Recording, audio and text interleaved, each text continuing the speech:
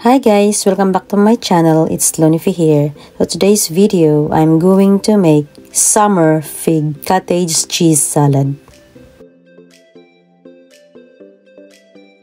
So first up, I'm going to arrange the arugula evenly on a large serving plate.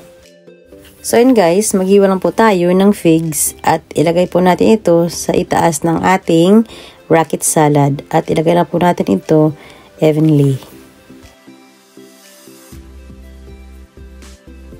So next up guys ay maglagay po tayo ng walnuts on top of our figs and rocket salad.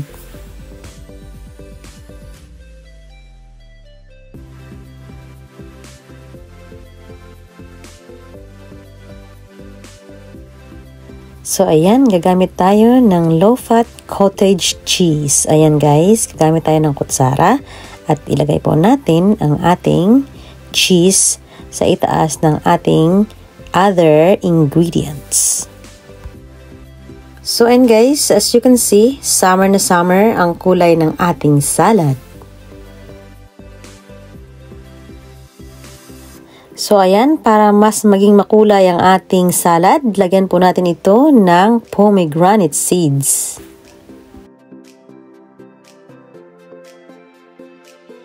So, ang gagawin natin ay papaluin lang po natin ng kutsara yung pomegranate hanggang yung mga buto nito ay malaglag po sa ating plate of salad. Ayan, so i-spread lang natin ito para mas maganda tingnan at saka colorful ang ating summer fig salad.